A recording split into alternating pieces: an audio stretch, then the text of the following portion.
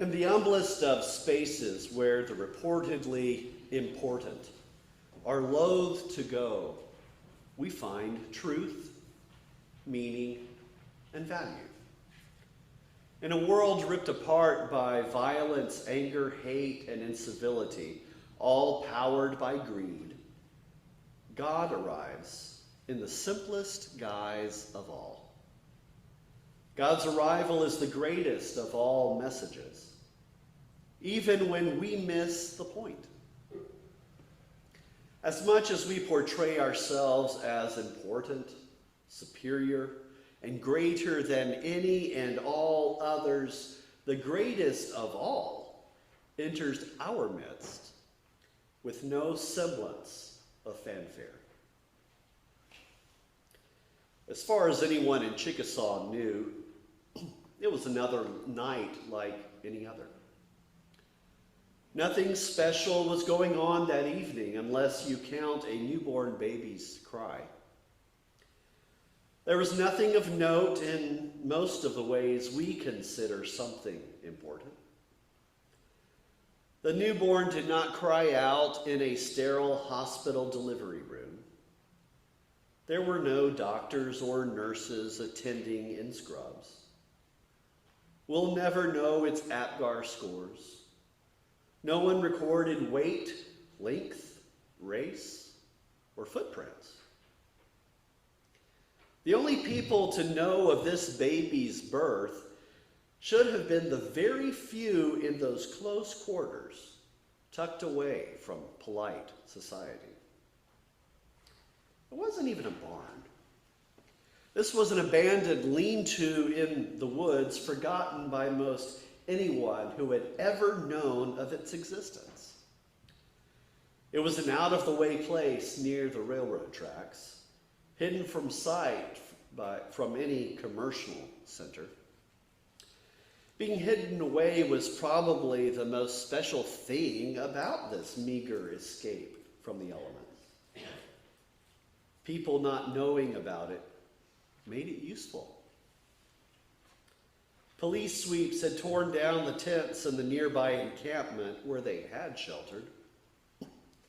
This shack was all the hospitality Wilma could offer these bedraggled strangers in need.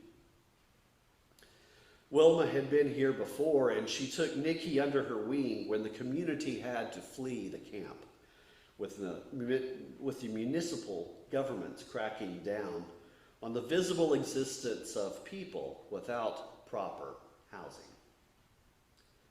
Nikki had been minding her own business when the seer had found her. Looking deep in her eyes with no preamble, she had said, "There's something unexpected ahead of you. You will birth a child, and they will bring about the revolution our people have long needed and for which they have long cried. This child born to you will come through God's intervention. God's hand and breath will remain on them. And through them, humanity will become whole, as they should always have been." The woman had walked away, leaving not so much as a name behind.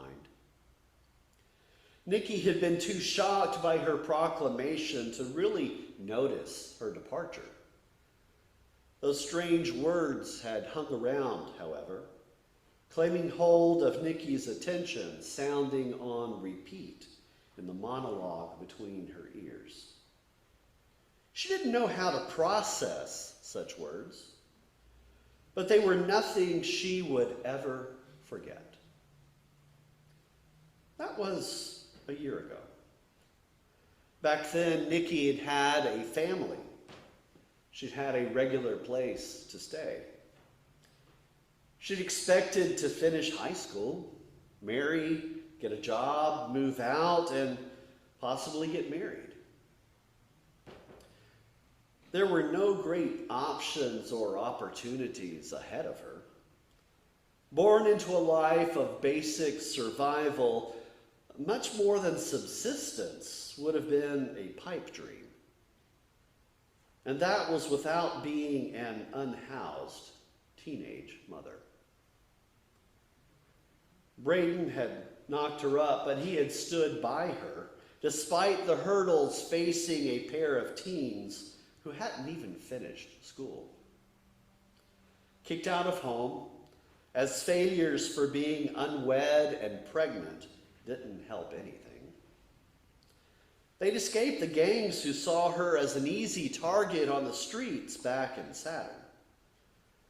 Her folks were ashamed of her, as Braden's were of him. Moving out had been a relief for the family. They had made their way to Chickasaw, but rent there was impossible, and jobs were not easy to come by, and hardly made ends meet. The only support they had found was among the community at that tent encampment. When the police raided it, Wanda took them to this shack not too far away in a patch of overlooked woods. When labor pains set in, getting to a hospital was out of the question. The hospital in Chickasaw had long shut down, and the closest laboring delivery center was almost 200 miles away.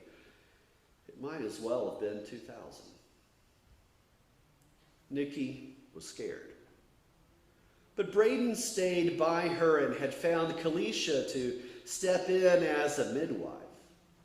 She'd had a few of her own children and had helped with a birth last month when they had first arrived at that encampment in Chickasaw.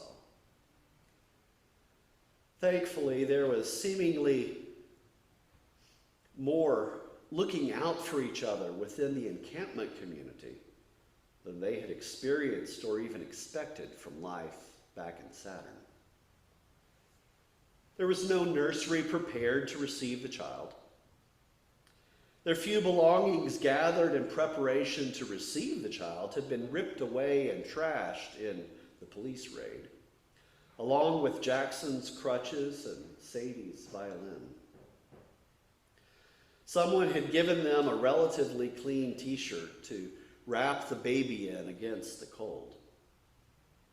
There was no baby crib, but there was an old grain crib in the shelter, formerly used to feed some kind of animal stock.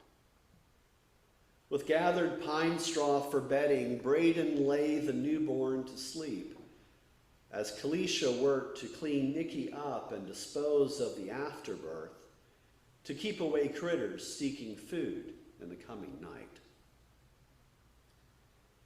Before night had settled in deeply, they had some unexpected visitors. A few Latinos from a migrant work camp walked up looking for them. Somehow this immigrant work crew, who could barely speak English, knew of the birthing that night and had come to welcome a child into the world. If she understood correctly, they were seeking a newborn in a lean-to in that wooded area near the train tracks and the old water tower. They claimed that this baby would be God's gift to all peoples, bringing peace and demonstrating God's love for everyone, everywhere. She couldn't really understand the lyrics, but they filled the woods with joyous song as they left. Nikki was still too stunned from birthing to absorb the meaning of their greeting. This night had come shortly on the tail of their departure from home and their subsequent flight from the encampment. The words of the seer from a year before came back in haunting clarity. How had these immigrant workers gotten word of this birth when no one outside the shack should have known anything? Not to mention the language barrier. A lot had been going on in their lives. But this visit and greeting gave Nikki and Braden plenty to chew on over the coming weeks and years. Could the words of that seer and now these migrant workers truly have meaning for them and this child from her womb? Shouldn't God have chosen a more noble and important family, one who could actually provide for this baby's needs? They didn't even know what they would eat tomorrow, much less how they could provide for their now growing family. Over the last months, they had talked about baby names. They had discussed honoring their respective families and ethnic backgrounds. They had pondered names breaking ties with family who had turned them out. With the words of the seer ringing in the wake of the visit of these immigrant strangers, they finally made up their minds. They named the child Yahshua, restoration, redemption, or rescue wrought by Yahweh. It was a name they had toyed with, but it fit exceedingly well with the message conveyed on this night. On this child might well hang the hope for restoring all of humanity to the fullness of God's purposes for humanity from the beginning of creation. Yahshua resonated with the words of the seer and the foreign workers as well. If God were present here, there really is hope for all, isn't there?